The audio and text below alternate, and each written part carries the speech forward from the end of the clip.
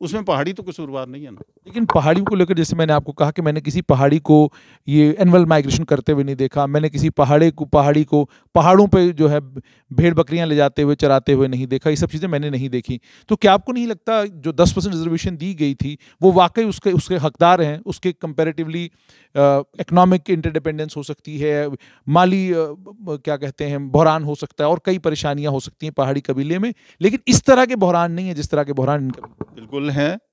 ये पहाड़ी जो है उनका एक ख़ास तबका जो पास्टोरल कम्युनिटी है, उनकी डोके हैं, गर्मियों में वो डोकों में जाते हैं। ये ज़रूरी नहीं है कि वो पीर पंचाल के लोग जो हैं वो पीर गली पार करके कश्मीर चले जाएं। वो दूसरी तरफ भी हैं, शोपियान तक हमारे मेंढर के बेशुमार लोग हैं पहाड़ी जिनकी डोके हैं और वो माल मवेशी लेके जाते हैं। तो ये एक्सक्लूसिव नहीं है कोई गुजर्स के साथ या बकरवालों की हद तक। मैंने कहा मेजॉरिटी ऑफ देम, बट अगर गुजर जो है उनका और पहाड़ियों का आप तनासब फाइंड आउट करने की कोशिश करें, जो अपने माल मवेशी लेके मूव करते हैं तो उसमें पहाड़ी आपको ज़्यादा मिलेंगे, गुजर कम मिलेंगे। पहाड़ियों को एसटी स्टेटस मिलना चाहिए कि नहीं मिलना चाहिए, इस पर बहस छिड़ पड़ी है और हम कोशिश कर रहे हैं कि डिबेट के दोनों रुख आप तक पहुंचाए जाएं। अगर टेलीविजन का कैमरा होता तो कोशिश करते कि दोनों जो वकला हैं, चाहे वो पहाड़ी कबीला के वकला हैं या गुज्जर कबीला के वकला हैं, दोनों कबीले के वकलाओं को आमने सामने रखकर उनसे बातचीत की जाए। क्योंकि आप जानते हैं छोटा कैमरा है, सोशल मीडिया का कैमरा है, इस पर ये चीज़ें मुमकिन नहीं।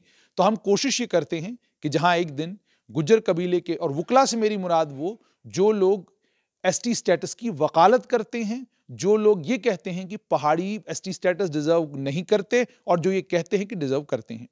इसी पर कल हमारी बात एक्स एडीजीपी मसूद चौधरी के साथ हुई। उन्होंने कहा कि पहाड़ी लोगों की जब बात की जाती है तो वो एसटी स्टेटस डिजर्व नहीं करते, लेकिन अगर हुकूमत उन्हें देती है तो हम क्या कर सकते हैं। इसी पर बात करने के लिए मेरे साथ हैं वरिष्ठ वकील और पहाड़ियों के एक और वकील, और वाकई में वकील हैं, एडवोकेट मुर्तज़ा खान। खान साहब, मुझे सबसे पहले ये बताइएगा कि मसूद चौधरी साहब से मेरी बात हुई, उन्होंने कहा कि पहाड़ी एसटी स्टेटस डिजर्व नहीं करते, एसटी स्टेटस महज इस बुनियाद पर नहीं मिलता कि आपकी ज़ुबान पहाड़ी है। उन्होंने कहा, वो खुद कहते हैं, पहाड़ी लोग ही कहते हैं कि जी जब हम पहाड़ी ज़ुबान की बात करते हैं तो पहाड़ी तो बंगाल से लेकर लोग जो हैं यूपी तक, हिमाचल तक लोग पहाड़ी बोलते हैं, तो फिर क्या सबको एसटी स्टेटस दिया जाएगा? ये मखसूस कौमें होती हैं जिनकी पसमानदगी को देखकर, जिनकी बदहाली को देखकर ये स्टेटस दिया जाता है। उसके अलावा एथनिसिटी है और कई चीज़ें उन्होंने बताई जिन बुनियादों पर ये एसटी स्टेटस मिलता है। आप क्या कहते हैं? देखिए जुनैद साहब, पहले तो मेरे ख्याल से मैं खुद जो इशू आपने अपने इंट्रो में उठाया है, मैं ये आपसे आज अर्ज़ करना चाह रहा था कि आज की हमारी ये टॉक जो है ये पता नहीं प्री क्वार्टर फाइनल होगी, क्वार्टर फाइनल होगी या सेमीफाइनल है या इसको फाइनल लिया जाए। चूँकि रोज़ आपको भी तरद्दद का शिकार होना पड़ता है, एक तरफ से भी दूसरी तरफ से भी लोगों को ऑन बोर्ड लेना। बेहतर यही होता अगर पॉसिबल होता कि दोनों तरफ के लोग एक प्लेटफॉर्म पे होते तो ये एक ही दिन में ये सॉर्ट आउट हो जाता। एनीवेज, मैं किसी इंडिविजुअल के कमेंट के कंटेक्स्ट में कोई अपना रेस्पॉन्स नहीं रजिस्टर करवाऊंगा, बल्कि हमारा एक इशू है जो गवर्नमेंट ऑफ इंडिया के पास पिछले 30 साल से ज़्यादा मुद्दत से पेंडिंग है, और ये लैंग्वेज की बुनियाद पे नहीं है। जो मैंने शायद एक इंटरव्यू में आपसे पहले भी अर्ज़ किया था कि ट्राइबल स्टेटस के लिए जो पैरामीटर्स तय हुए हैं, पहाड़ी लोग उनको पूरा करते हैं, और उसमें लैंग्वेज भी एक इम्पॉर्टेंट एलिमेंट है। जिस वक्त आप अपनी एक कल्चरल एथनिसिटी जो है वो अपनी इस्टेब्लिश करते हैं, तो एथनिसिटी के जो रिक्वायरमेंट्स में है उसमें एक लैंग्वेज भी एक चीज़ है। अब लैंग्वेज क्यों इम्पॉर्टेंट है? जैसे मैं और आप यहाँ, हम दो लोग एक जगह बैठे हैं और हमारे फीचर्स हैं, हम एक ही रेस के हैं, एक ही जगह के रहने वाले हैं, हमारी दूसरी और बहुत सारी लैंग्वेजेस कॉमन होंगी, लेकिन हमारी बैकग्राउंड जानने का अगर कोई कोशिश करेगा तो उसको तो तभी पता चलेगा ना, जिस वक्त मैं अपनी ज़ुबान में बात करूँगा तो पता चलेगा ये पहाड़ी है, जो कि ऑब्वियसली आपकी ज़ुबान नहीं है। लेकिन कुछ लोग इसको खामखा कंफ्यूज करके इसको कन्फाइन करना चाहते हैं सिर्फ और सिर्फ लैंग्वेज की बुनियाद पर। ये ऐसा नहीं है। अब मैं आपको एक मिसाल देता हूँ। जैसे हम यहाँ पे बैठ के कहते हैं आप बिलोंग करते हैं डोडा से, जिस वक्त हम डोडा का जिक्र करेंगे तो बज़ाहिर दो तरह से हम इसको देख सकते हैं। एक हो गया डोडा डिस्ट्रिक्ट, बल्कि डोडा रीजन, और उसके साथ साथ डोडा टाउन। ये दो अलग चीज़ें हैं। इसी तरीके से पहाड़ी बहसियत रेजिडेंट्स ऑफ पहाड़ या लैंग्वेज बोलने वाले और फिर पहाड़ी एथनिसिटी, इनको कंफ्यूज नहीं करने की ज़रूरत है। हमारा जो मुतालबा है, हमारी जो डिमांड है वो लैंग्वेज की बुनियाद पे नहीं है। हमारा ये कहना है कि पहाड़ी एक एथनिसिटी है। यानी आप कह रहे हैं कि लैंग्वेज एक एस्पेक्ट है, लेकिन लैंग्वेज ही एक कंडीशन नहीं है, बाकी चीजें लैंग्वेज ही बेसिस नहीं है, बल्कि लैंग्वेज एथनिसिटी जो है उसको डिफाइन करने के पैरामीटर्स जो हैं उसमें से एक पैरामीटर है। और एथनिसिटी भी ट्राइबल रिजर्वेशन के लिए 4-5 जो कंडीशंस हैं उनमें से एक है। उसमें इकोनॉमिक बैकग्राउंड भी है, और एरिया में आप आइसोलेटेड एरिया से बिलोंग करते हैं, वो एक इम्पॉर्टेंट फैक्टर है। इसी तरीके से कई एक फैक्टर्स हैं, उसमें से एक एथनिसिटी है, और एथनिसिटी का एक कंपोनेंट जो है वो लैंग्वेज है। लिहाजा वेस्टेड इंटरेस्ट जो है इसको कंफ्यूज करते हैं जी कि ये पहाड़ी जो है ये पता नहीं बंगाल से शुरू होती है और कहाँ तक जाती है। वो ठीक है, लार्जर जो इसकी डेफिनेशन, जो अब कोई ग्रेयर सन का हवाला दे के अगर बात करे तो मैंने शायद पहले भी अर्ज़ किया था कि ग्रेयर सन भी जिस वक्त पहाड़ियों को डिफाइन करता है उसमें ईस्टर्न, सेंट्रल और वेस्टर्न में भी फिर स्पेसिफिकली वो इसी पे आ जाता है।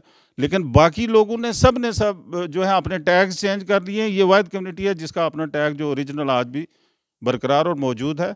अब हमारा जो मुतालबा है वो सोशो एकोनॉमिक कंडीशंस पे है, और ये हमारा ज़ुबानी मुतालबा नहीं है। इसके लिए बहुत सारी रिकमेंडेशंस है। गवर्नमेंट ऑफ इंडिया ने जम्मू कश्मीर के गवर्नर साहब के ज़रिए से एक कमेटी कॉन्स्टिट्यूट करवाई, जिसमें एंथ्रोपोलॉजिस्ट थे, जिसमें सोशियोलॉजी डिपार्टमेंट कश्मीर यूनिवर्सिटी और लखनऊ यूनिवर्सिटी और दिल्ली यूनिवर्सिटी के जो प्रोफेसर्स थे उनकी एक कमेटी ने बाकायदा सर्वे करने के बाद एक रिपोर्ट सबमिट की है। And on the top of that हाल ही में जस्टिस GD शर्मा साहब का एक जो कमीशन मुकर्रर हुआ, बैकवर्ड क्लासेस कमीशन, उन्होंने इसको एक्सटेंसिवली एग्जामिन किया और एग्जामिन करने के बाद रिपोर्ट सबमिट की है। अब वो क्या रिपोर्ट है हमें तो नहीं पता है, बिकॉज वो गवर्नमेंट के कंसिडरेशन में है।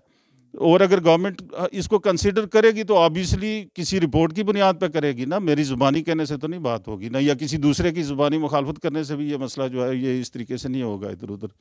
तो इशू को कंफ्यूज करने की ये कोशिश की जा रही है। जैसे आप कह रहे हैं कि इशू को कंफ्यूज करने की कोशिश की जा रही है, एक और अहम बात है कि उन्होंने कल ये भी कहा कि जब हम पसमानदगी की बात करते हैं तो पसमानदा तो डोडा का इलाका भी है, बदरवा का इलाका भी है, और भी कई इलाके पसमानदा हैं। तो मखसूस तौर पर आप कहते हैं 2 ही इलाके पसमानदा हैं जिन इलाकों में पहाड़ी कबीला जो है, वो खुद भी मानते हैं, उन्होंने कहा कि 40% गुज्जर जो हैं, गुज्जर बकरवाल आबादी एक जगह रहती है, इसी तरीके से दूसरी जगह भी इतनी ही आबादी रहती है, और उसके बाद उनको 10% रिजर्वेशन है, और आप ये 10% रिजर्वेशन में भी आप हमारा गला काटना चाहते हैं, उसके बीच से आप हिस्सेदारी आप इसके बीच से हिस्सेदारी चाहते हैं। तो उन्होंने कहा कि अगर ये होगा तो इसकी मैं मुखालफत करूंगा, ज़बरदस्त तरीके से मुखालफत करूंगा। तो आपसे जानना चाहूँगा, क्या आप ये जानते हुए भी कि गुज्जर बकरवाल कबीले को ये रिजर्वेशन मिल चुकी है, एससी स्टेटस मिल चुका है, क्या आप इन्हीं के इस 10% में से हिस्सेदारी चाहते हैं? देखिए, दो चीज़ें आपने जो उठाई हैं। अव्वल तो ये कि बैकवर्डनेस की जहाँ तक बात है, बहुत सारे लोग और भी बैकवर्ड हैं। डोडा के लोग बैकवर्ड हैं, या उधमपुर के जो रियासी के पीछे के इलाके हैं वहाँ पे बैकवर्ड है, माहौर के लोग बैकवर्ड हैं, इसमें कोई शक नहीं है। लेकिन बैकवर्ड्स के लिए कई एक तरह की रिजर्वेशन है। मसलन RBA एक उसमें कंपोनेंट है। फिर ये जो इकोनॉमिकली वीकर सेक्शन जो है वो 10% वो इंट्रोड्यूस हुई है। सो लिहाजा वो जो है उसको हम इसके साथ नहीं कंफ्यूज कर सकते। अगर डोडा में या इन इलाकों में लोग बैकवर्ड हैं या पसमानदा हैं इकोनॉमिकली वो जो पीछे रह गए हैं, उनके लिए वो कैटेगरीज हैं। पहाड़ी से एक अलग एंटिटी के तौर पे अपनी इस रिजर्वेशन का मुतालबा रख रहे हैं। रहा सवाल कि हम उनका गला काट के या उनका हिस्सा ले रहे हैं, मेरे ख्याल से मसूद साहब को मौका नहीं मिलता है चीज़ों को पढ़ने का, या जो लोग उनको इन्फॉर्मेशन देते हैं मेरे ख्याल से वो वेल इन्फॉर्म्ड नहीं है। ये गलत तासर कायम करने की कोशिश की जा रही है। मैं थोड़ा सा बैकग्राउंड आपको बता दूं। मुल्क भर में रिजर्वेशन जो शेड्यूल्ड ट्राइब्स की है सेंट्रल सर्विसेज के लिए 7.5% है, 10% नहीं है। पहले तो ये आप समझ लीजिए कि इस मुल्क में 10 करोड़ 42 लाख लोग जो हैं वो शेड्यूल्ड ट्राइब्स हैं और ये टोटल कंट्री की 8.6% पॉपुलेशन बनती है। अगर 10 करोड़ 42 लाख में 10 लाख पहाड़ियों को आप ऐड कर लो तो ये हो जाएंगे 10 करोड़ 52 लाख। आप इसको इस तरीके से भी कह सकते हैं कि मसलन 7.5 पोस्टों के लिए 7.5% रिजर्वेशन है ना, 7.5 पोस्टों के लिए अगर इस वक्त 104 लोग कंपीट कर रहे हैं तो पहाड़ियों को ऐड करने के बाद एक बंदा और ऐड हो जाएगा, 105 कंपीट कर लेंगे। उससे क्या फ़र्क पड़ना है नेशनल लेवल पे? 1% से भी लेस देन 1% अगर ऐड हो रहे हैं कंपीटिटर्स इनके, तो नेशनल लेवल पे हो रहे हैं, लेकिन जो इलाकाई लेवल पर तो मैं आ रहा हूँ उधर आ रहा हूँ। अब जहाँ तक स्टेट्स की बात है तो मेरे ख्याल से उनको ये नहीं इल्म है कि ये जो स्टेट में एसटी की रिजर्वेशन है, इसको वो बार बार कह रहे हैं जी कॉन्स्टिट्यूशन में प्रोवाइडेड नहीं है। अरे बाबा ये कॉन्स्टिट्यूशन का इशू नहीं है, ये स्टेट्स को खुद देखना है और इसका उनको शायद इल्म नहीं है, इदराक नहीं है इस चीज़ का कि हर एक स्टेट का अपना लॉ है इसके कंटेक्स्ट में। और मैं ये देख रहा था मसलन आंध्र प्रदेश में एसटी की रिजर्वेशन 6% है, अंडमान निकोबार आइलैंड्स में 12% है, अरुणाचल प्रदेश में 80% है, असम में 15% है, बिहार में 1% है, उसके बाद छत्तीसगढ़ में 32% है, इसी तरीके से दिल्ली में 7% है, गोवा में 12% है, गुजरात में 14% है, झारखंड में 26% है, लक्षद्वीप में 100% है और ये प्रोपोर्शनेट टू द पॉपुलेशन है। अगर लक्षद्वीप में 100% के 100% लोग एसटी हैं तो वो सारी की सारी उसके लिए रिजर्वेशन है। अगर झारखंड में 26% लोग जो हैं वो शेड्यूल्ड ट्राइब्स हैं तो झारखंड की स्टेट सर्विसेज के अंदर 26% रिजर्वेशन एसटीज के लिए मौजूद है। ये इनको किसने बता दिया है कि 10% से ऊपर आप नहीं जा सकते हैं? ये वो मफरूज़े हैं जो घर बैठ के घड़ के हम अगर लोगों में डिसइंफॉर्मेशन फैलाना चाहें तो मेरे ख्याल से हम किसी का भला नहीं कर रहे हैं। आप मुझे लेट मी कंप्लीट इट। इस वक्त शेड्यूल्ड ट्राइब की पॉपुलेशन जो है वो 10% है। रीऑर्गेनाइजेशन से पहले 12% थी, लद्दाख बीच में शामिल था, तब भी 10% रिजर्वेशन थी। आज लद्दाख निकल गया, आज भी 10% है। अगर इसमें पहाड़ी 8% और ऐड होते हैं, पॉपुलेशन 18% हो जाएगी। रिजर्वेशन आज 10% है, पहाड़ियों का 4% है जो ऑलरेडी रिजर्वेशन हुई है। आप इसमें वो एड अप करें, कितना हो गया? 14। उसके बाद एएलसी एक ऐसी कैटेगरी है जिसमें मैक्सिमम वो एरियाज आते हैं जो पहाड़ियों के आबाद इलाके हैं। अब एएलसी की 4% रिजर्वेशन है। एएलसी के जम्मू कश्मीर में कुल 328 गांव हैं और उन 328 में से 224 गांव जो हैं वो राजौरी, पुंछ, उड़ी, करना वगैरह के गांव हैं। अब जम्मू इसके सांबा के और कठुआ के उसमें कुल 104 गांव हैं। तो आप वहाँ से 4% से अगर 2% ही हटा लें जो पहाड़ी एरिया की आबादी के प्रोपोर्शनेट, तो आप 14 में 2 और ऐड करें, कितना हो गया? 16 हो गया। इसी तरीके से आप आरबीए में भी, चूँकि आरबीए में 200 से ज़्यादा गांव जो हैं वो पुंछ राजौरी के हैं, उस पॉपुलेशन का जो हिस्सा वहाँ बनता है वहाँ से चॉप ऑफ करके वो इसमें ऐड कर दें 1% मान लीजिए, या 16 भी हो जाए। तो अगर आप 12%, जम्मू कश्मीर स्टेट की बात कर रहा हूँ, स्टेट की 12% आबादी को 10% रिजर्वेशन थी, तो आज अगर 18% आबादी को 16% रिजर्वेशन हो जाए तो क्या इसमें किसी का गला काटने की क्या बात? वो कहते हैं आईन में इस चीज़ की कोई इजाज़त नहीं है, आईन आपको ये रास्ता देता ही। कौन सा आईन? इंडिया के आईन की बात करते हैं। इंडिया के आईन को मैंने आपको एक्सप्लेन कर दिया कि जो स्टेट की शेड्यूल्ड ट्राइब कैटेगरी की परसेंटेज स्टेट के लेजिस्लेचर ने तय करनी है, आईन ने नहीं करनी है। हाँ, अगर उनका कोई अपना आईन है जो घर बैठ के लिखा होगा उसके लिए मैं नहीं कह सकता हूँ। शायद लिखा भी हुआ है शेड्यूल में कि प्रोपोर्शनेट टू पॉपुलेशन है। प्रोपोर्शनेट टू द पॉपुलेशन, तो इसलिए ये उनको शायद इस बात का इल्म ही नहीं है, इसलिए वो कंफ्यूज कर रहे हैं। मुझे समझ में नहीं आ रहा आप इसको कैसे देखते हैं कि हम ही ने जब पहले मसूद साहब से बात की थी तो उन्होंने कहा था कि अगर पहाड़ियों को रिजर्वेशन मिलती भी है तो उसमें कोई मुझे कोई एतराज़ नहीं। बाद में कल मैंने उनका थोड़ा जिस वक्त उनसे बात की तो थोड़ा मुझे वो सख्त लगे और उन्होंने साफ तौर पर ये कहा कि पहाड़ी रिजर्वेशन डिज़र्व ही नहीं करते हैं। तो ये जो मौक़िफ़ में तब्दीली आई है आप इसको कैसे देखते हैं? वो कहते हैं ना कि शेक्सपियर ने शायद कहा है कि and oft my jealousy shapes faults that are not. इंसान जिस वक्त किसी चीज़ को नापसंद करता है उसके लिए दलीलें करता है। ठीक, अब शायद उनको, आपने करेक्टली पॉइंट आउट किया था कि हो सकता है उनको भी कोई इन्फॉर्मेशन इस तरह की हो जिस के मुताबिक शेड्यूल ट्राइब या कोई रिजर्वेशन पहाड़ियों को मिलने वाली हो, तो उसकी वजह से एक रिएक्शन है, नेचुरल रिएक्शन है। लेकिन जिस तरीके से उन्होंने इसको पेश करने की कोशिश किया, उन्होंने वर्ड 10% मेरे ख्याल कोई 38 to 40 टाइम्स यूज़ किया अपने गुफ्तगू के दौरान, जबकि ऐसा नहीं है। ये कोई लीगल या स्टैट्यूटरी या कॉन्स्टिट्यूशनल पोजीशन नहीं है, वो प्रोपोर्शनेट टू द पॉपुलेशन। और खान साहब वो कहते हैं कि जब हम इलाकाई पसमानदगी की बात करते हैं और माली पसमानदगी की बात करते हैं तो गुज्जर बकरवाल कबीला जो है माली पसमानदगी का भी शिकार रहा है, इलाकाई पसमानदगी भी है, और उसके अलावा उन्होंने एक और चीज़ कही कि स्टिग्मा भी इस सोसाइटी के साथ जुड़ा हुआ है। वो बात ऐसे कहते हैं और वो हकीकत भी है कि बहुत बार हमको कश्मीर से तस्वीरें वो देखने को मिली कि गुज्जर बकरवाल कबीला से अगर कोई पेशेंट अस्पताल आता है तो डॉक्टर उसको जो है धक्के मार के बाहर निकालते हैं। ये भी कहा गया कि और भी उसके अलावा कई और चीज़ें हैं कि तंजिया तौर पर आप किसी का नाम लेते हैं तो उसको एक कबीले के साथ जोड़ देते हैं।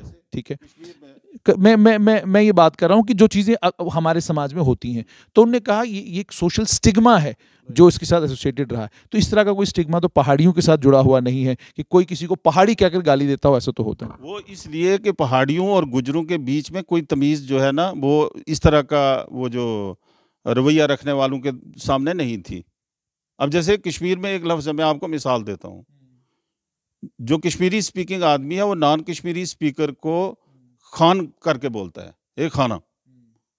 अब गुजर खान तो नहीं है ना, खान तो पहाड़ी है, लेकिन उस कश्मीरी की नज़र में गुजर और पहाड़ी में कोई फ़र्क नहीं है, वो खान है। आप भी ये मानते स्टिग्मा तो है? था, या दिन ब दिन चीज़ें इरोड हो रही हैं, बिल्कुल था। देखें, ये नेचुरल है। कश्मीर के अंदर भी आप शहर वाला और गांव वाला जो है कितनी नफरत है। नॉर्थ कश्मीर वाला, साउथ वाला और सेंट्रल कश्मीर वाला, मराज, कामराज, यमराज, वहाँ पे एक लफ्ज़ इस्तेमाल किया जाता है, ग्रूस। वो गांव वाले को ग्रूस कहते हैं। सो ये प्रेजुडिस है, अपनी जगह कायम है, लेकिन आप उसकी आड़ में कहें कि नहीं जी, जस्टिफाई करने की कोशिश करें, बिल्कुल ऐसा नहीं है। अगर कोई इस तरह का स्टिग्मा था तो वो स्टिग्मा सबके लिए एक ही तरीके, नॉन कश्मीरी स्पीकर के लिए वो बराबर था, सबके लिए यकसा। तो उसके लिए कानून भी आ गया, Jammu Kashmir SC ST atrocities act Jammu Kashmir में लागू हो चुका है। अब अगर कोई ऐसी बात करता है तो उसके खिलाफ सख्त कानूनी कार्रवाई। बिल्कुल। मुर्तज़ा साहब, मुझे ये बताइएगा कि क्या जो इलाकाई पसमानदगी है या जो इकोनॉमिक अपॉर्चुनिटीज़ पहाड़ियों को मिलनी चाहिए थी, उसको लेकर भी आम जब आप गुज्जर समुदाय के लोगों से बात करते हैं या इंटेलेक्चुअल से बात करते हैं, वो ये कहते हैं कि उनके पास हमसे बहुत ज़्यादा अपॉर्चुनिटीज़ थी, हमें जब ये रिजर्वेशन मिला तो ये अपॉर्चुनिटीज़ के दरवाजे हमारे लिए तब खुले। आप चूँकि खुद मेंढर से आते हैं तो मैं आपसे जानना चाहूँगा कि आप वहाँ के इलाके की गुज्जर बकरवाल कबीले को जब आज देखते हैं या पहाड़ी कबीले को जो दूर दराज के इलाकों में रहते हैं, आप जब उनको देखते हैं, क्या आपको महसूस होता है कि वाकई गुज्जर बकरवाल कबीले को रिजर्वेशन का फ़ायदा हुआ? देखिए, रिजर्वेशन का फ़ायदा हुआ है, इसमें कोई दो राय वाली बात नहीं है, और अच्छा हुआ उनको फ़ायदा हुआ, लेकिन उसका हरगिज़ मतलब ये नहीं है कि जो उसी सूरत हाल में रहने वाला पहाड़ी अगर है तो उसका फ़ायदा नहीं होना चाहिए। मेरे ख्याल से एक्सप्लॉयटेशन गुज्जर्स की भी हुई है, पहाड़ियों की भी हुई है, लेकिन अगर कोई ये कहे कि पहाड़ियों के हाथों गुजरों की एक्सप्लॉयटेशन हुई है तो मैं इसको मानने के लिए तैयार नहीं हूँ। आप कहते हैं कि गुज्जर क़यादत थी गुजरों के एक्सप्लॉयटेशन के लिए रिस्पॉन्स? भी मैं बताऊँ, मैं बहुत सारे गुजर लीडर्स को या खड़पेंचों को जानता हूँ मेंढर में, जिनकी कब्र के पास से आज भी जो गरीब गुजर है वो नहीं गुजरेगा, वो उस वक्त भी आज भी खौफज़दा होगा कि ये इसने सारी ज़िंदगी मेरा इस्तेहसाल किया है। तो ये एक्सप्लॉयटेशन जो है ये कोई कम्युनिटी स्पेसिफिक नहीं है, ये हमेशा हर दौर में इंडिविजुअल स्पेसिफिक है, ये होती रही है। ये तो माइट इज़ राइट जो हमेशा चलता रहा है, वो किसी कम्युनिटी के अंदर भी था। तो हम अगर ये रोना रोएं कि नहीं जी गुजरों की एक्सप्लॉयटेशन हुई है, बाबा गुजरों की एक्सप्लॉयटेशन हुई है, लेकिन उसकी एक्सप्लॉयटेशन मेरे ख्याल से सबसे ज़्यादा गुजरों ने ही की है, किसी दूसरे ने नहीं की है। तो क्या ये बात भी मानेंगे खान साहब कि एक ही कबीला है, जो कबीला 6 महीना सर्दियों में जम्मू में रहता है और 6 महीना सर्दियों में कबीला जो है पूरे का पूरा पैदल आपको जो है पहाड़ों की तरफ आज भी जाता हुआ नजर आता है। उनका पहनावा देखें, उनके पाँव में जूता देखें, सब चीज़ें देखकर आप थोड़ी देर के लिए सोचने पर मजबूर हो जाते हैं कि 21वीं सदी है, दुनिया बहुत आगे जा रही है। लोग बड़े बड़े डेयरी फार्म जो हैं वो अपने अपने गांव में, अपने अपने इलाकों में बना रहे हैं। गर्मी सर्दी का सारा बंदोबस्त वहाँ पर किया जा रहा है, लेकिन लोग जो है मूवमेंट करने के लिए तैयार नहीं है। इस चीज़ को आप कैसे देखते हैं कि आज भी बकरवाल कबीला जो है, बहुत बड़ा कबीला, ताकतवर कबीला जो है, आज भी नोमैडिक लाइफ जो है वो जी रहा है? और उनकी पसमानदगी को देखकर क्या आपको नहीं लगता कि इस तरह के हालात पहाड़ियों के तो नहीं है? कम से कम पहाड़ी कबीले में कहीं ऐसे लोग नजर नहीं आते जो ये सारे काम भी करें। देखिए, पहले एक और कन्फ्यूजन है, बड़ा कन्फ्यूजन यहाँ पे ये है कि जिस नोमैडिक ट्राइब की आप बात कर रहे हैं वो बकरवाल से हैं, और वो कोई मेरे ख्याल से 1.5% या 2%, मतलब 1.5% के आसपास की पॉपुलेशन है जम्मू कश्मीर की। और इसमें कोई शक नहीं कि वो वाकई जो है वो इस आप कह लीजिए कि रिजर्वेशन के मुस्तहिक थे। उनकी गाइस में, उनके गार्ब में जो है ये गुजर भाइयों ने भी फ़ायदा उठाया, उनको फ़ायदा मिला, बहुत अच्छा हुआ। लेकिन वो वही स्पेसिफिक कम्युनिटी है बकरवाल। और आपका कहना ये दुरुस्त है कि उनकी हालत जो है वो इम्प्रूव होनी चाहिए थी, लेकिन आप किसी बड़े गुजर से ये क्रीमी लेयर का कंसेप्ट जो है वो डिस्कस करके देखिए, उसका रिएक्शन देखिए। आज भी अगर फायदा मिल रहा है तो किसको मिल रहा है? जो जो ताकतवर लोग। तो अगर गुजरों का या जो गरीब गुजरों का हक मारा है अगर किसी ने, तो किसने मारा? मसलन 10% रिजर्वेशन अगर उन लोगों के लिए है जो नोमैडिक कल्चर वाले हैं, जिनकी खस्ता हालत है, जिनको इसकी ज्यादा जरूरत है, तो वो ऐसा पहाड़ी तो नहीं खा रहा है, वो गुजर खा रहा है।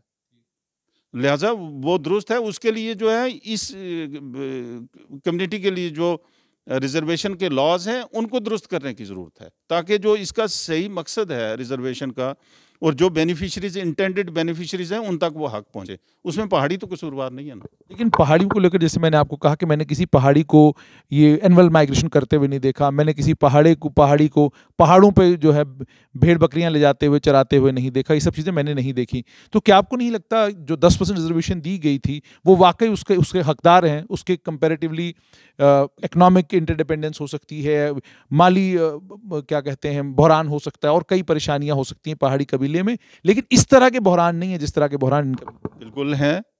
ये पहाड़ीज जो है उनका एक ख़ास तबका जो पास्टोरल कम्युनिटी है, उनकी डोके हैं, गर्मियों में वो डोकों में जाते हैं। ये ज़रूरी नहीं है कि वो पीर पंचाल के लोग जो हैं वो पीर गली पार करके कश्मीर चले जाएं। वो दूसरी तरफ भी हैं, शोपियान तक हमारे मेंढर के बेशुमार लोग हैं पहाड़ी जिनकी डोके हैं और वो माल मवेशी लेके जाते हैं। तो ये एक्सक्लूसिव नहीं है कोई गुजर्स के साथ या बकरवालों की हद तक। मैंने कहा मेजॉरिटी ऑफ देम, बट अगर गुजर जो है उनका और पहाड़ियों का आप तनासब फाइंड आउट करने की कोशिश करें, जो अपने माल मवेशी लेके मूव करते हैं, तो उसमें पहाड़ी आपको ज़्यादा मिलेंगे, गुजर कम मिलेंगे। खान साहब, एक बड़ा इंटरेस्टिंग सा सवाल था, मैंने किसी और से भी पूछा था, आपसे भी समझना चाहूँगा कि जब गुज्जर कबीले की शादी की बात की जाती है तो वो जो माइग्रेट होने वाला, वो जो माइग्रेशन करने वाला गुज्जर है, उसी की वीडियो बनती है, उसी की फिल्म बनती है, उसी को दुनिया को दिखाया जाता है कि देखिए ये हमारा कबीले का कल्चर है शादियां करने का। आप, मुझे लगता है, बहुत सारी गुज्जर परिवारों से वाकिफ भी हैं और उनके साथ आपके रवाबित भी हैं। तो जानना चाहूँगा कि आप जब शादियों में जाते हैं तो वो जो वीडियो हम देखते हैं, वो जो फिल्म हम देखते हैं, क्या वो वही फिल्म, वही वीडियो वो आपको वहाँ भी मैरिज हॉल्स में, रिसेप्शन के वक्त, बाकी वक्तों में देखने को मिलता है? देखिए, खाने के और दिखाने के और ऐसा नहीं है। जो जो हम इसमें वीडियोस में देखते हैं, फिल्म्स में देखते हैं, ये नहीं है जो रियल लाइफ में आपको कहीं पे कोई फ़र्क नहीं मिलेगा दोनों कम्युनिटीज़ के बीच में, उनके मैरिजेज़ में, फंक्शंस में। मैं कहूँगा ज़रा भी फ़र्क नहीं। बस खाना बदोश कबीला है जिसमें आज भी ये सब रस्में, ये सब ये एक छोटा सा तबका है, ये उनके बीच में ये रस्में ज़िंदा है, और उनको भी एक सिंबॉलिक तरीके से प्रिजर्व करने की कोशिश की जा रही है। बाकी जिस तेज़ रफ्तारी के साथ हालात बदले हैं, आपको किसी जगह कोई फ़र्क नज़र नहीं आएगा। अच्छा, एक चीज़ और बताइएगा कि आखिर में आपसे जानना चाहूँगा, सुनने में ये आ रहा है, हवाओं में यही है कि मरकज़ी सरकार जो है बड़ी ज़बरदस्त तरीके से इस पे गौर व फ़िक्र कर रही है कि किस तरीके से हम गुर्जर और पहाड़ी की जो लड़ाई है इसको ख़त्म करके पहाड़ियों को भी एम्पावर करें, ताकतवर बनाएं इनको, और इंश्योर करें कि अब इन इलाकों में ये कबीले की जो लड़ाई इतने लंबे समय से चल रही है ख़त्म हो। तो क्या इस तरह के कोई समाचार आपके पास? समाचार तो नहीं है, लेकिन मेरे ख्याल में एक चीज़ है, गवर्नमेंट ऑफ इंडिया इसको एक्टिवली कंसिडर कर रही है कि ये झगड़ा जो है ये ख़त्म हो। अब मैं अपने घर में बैठ के यहाँ से धमकी दे दूं कि मैं गवर्नमेंट ऑफ इंडिया को हरा दूंगा, गवर्नमेंट ऑफ इंडिया यहाँ कुछ कर नहीं पाएगी, बीजेपी यहाँ गवर्नमेंट नहीं बना पाएगी, ये नहीं, ये मेरी हिम्मत नहीं है। मैं अब कहूँगा कि कोई कहना चाहता है वो कहता रहे, मैं तो अपने लिए कहूँगा कि वो क्या पिद्दी और क्या पिद्दी का शोरबा, हम उतने दूर नहीं गवर्नमेंट ऑफ इंडिया को ललकारने की कोशिश करेंगे। अलबत्ता एक बात ज़रूर है, गवर्नमेंट ऑफ इंडिया सीरियस है। गवर्नमेंट ऑफ इंडिया ये चाहती है कि यहाँ पे इन कम्युनिटीज़ की इस झगड़े को ख़त्म किया जाए, और उसका एक ही तरीका है यही कि इन दोनों को एट पार किया जाए, बराबर लाया जाए, तब होगा। वरना जिस ढंग से हम अपनी लोगों को तकसीम करने की कोशिश कर रहे हैं, जिस तेज़ रफ्तारी से पिछले कुछ दिनों से ये हो रहा है, और इसमें बड़े सीनियर लोग जो हैं वो पेश हैं और इस तरह के प्रोवोकेटिव स्टेटमेंट्स इशू करते हैं आए दिन, मुझे लगता है कि ये खलीज जो है ये बढ़ती जा रही है, और हमने एक ऐसा राग जो है उसको छेड़ दिया है जो बहुत देर तक इसको गाया जाएगा और बहुत दूर तक गाया जाएगा। और इसके कॉन्सिक्वेंसेस क्या होंगे, जो मैं देख रहा हूँ कि ये जो अगला असेंबली का इलेक्शन होगा, इसमें गुजर पहाड़ी पॉलिटिकली ये दमादम मस्त कलंदर होगा, ठीक। और दूसरी बात ये कि अगर कोई ये कहे कि पहाड़ी इसमें रेलिवेंट नहीं होंगे, तो वो गलत फहमी का शिकार है। पहाड़ी पीर पंचाल की 7 की 7 कॉन्स्टिट्यूंसीज में मेजॉरिटी में है, और ये आइंदा असेंबली इलेक्शन के रिजल्ट्स जो होंगे उसकी की जो होगी वो पहाड़ियों के हाथ में होगी। उसका एक ख़ास रीज़न ये भी है कि पहाड़ी अगर कहीं पे फ्रेगमेंटेड भी थे, तो वो पहाड़ी सारे के सारे इस बार यूनाइट होंगे, और उसमें मेरे ख्याल से गुजर कम्युनिटी के भी बहुत सारे लोग हैं जिनका कुलीदी रोल होगा, जो प्रोवोकेटिव अप्रोच उन्होंने अपना के रखी है। एक और चीज़ जो अक्सर हम सुनने को मिलती है वो ये होती है कि जी ये बड़ी बदहाल कम्युनिटी है, इसमें वो जो बच्चों को नौकरियां मिलती थी उन पे हम डाका मारेंगे। ऐसा कुछ नहीं है, ये लोग बर्दाश्त करने वाले लोग हैं। मेरे ख्याल से मसूद साहब को जहाँ तक मुझे याद है, आपने उनके साथ एक इंटरव्यू किया था और आपने उनसे ये सवाल किया था कि ये गुजर और पहाड़ी डिवाइड जो है ये पढ़े लिखे लोगों के साथ बढ़ा है या उससे पहले भी मौजूद था। तो उसके जवाब में उन्होंने ये कहा था कि 66 में मैं जब LLB करके यहाँ वापस आया तो मेरी सिफारिश सादिक साहब के पास करने के लिए पुंछ का MLA, मेंढर का MLA, राजौरी का MLA और दरहाल का MLA, जो चारों पहाड़ी थे, वो गए थे। लिहाजा ये टॉलरेंस का दर्स हम नहीं लेने वाले, टॉलरेंस का मुजाहरा अमली तौर पे हमने किया है, और इस वक्त सियाने लोगों का ये फ़र्ज़ बनता है कि वो भी रेस्पॉन्ड करें और ये डिसइंफॉर्मेशन कैंपेन जो है इसको छोड़ दें और ये धमकियां देना छोड़ दें। और गवर्नमेंट ऑफ इंडिया को अब मैं तो नहीं कह सकता कि गवर्नमेंट होम मिनिस्टर साहब जो हैं वो कितने बाखबर हैं जम्मू कश्मीर के हालात से। मैं यकीन से ये कह सकता हूँ कि होम मिनिस्टर ऑफ इंडिया जिस वक्त कोई स्टेटमेंट देते हैं उसके ऊपर एक्सटेंसिव एक्सरसाइज होती है, वो एक इंस्टीट्यूशन होता है पूरा जो उस पर काम करता है, उसके नतीजे में जो है वो उनके मुंह से कोई बात निकलती है। हम ये एक्सपेक्ट करते हैं कि गवर्नमेंट ऑफ इंडिया जो है इसको कंसीडर करेगी। और ये भी कि कोई मसलन मैं किसी की ये कोई आर्गूमेंट सुन रहा था जी कि बीजेपी जम्मू कश्मीर में गवर्नमेंट कभी नहीं बना सकती। हमारे लिए, पहाड़ी लोगों के लिए बीजेपी शजर ममनुआ नहीं है। अगर पहाड़ी लोगों को बीजेपी रिजर्वेशन के लिए कंसीडर करेगी।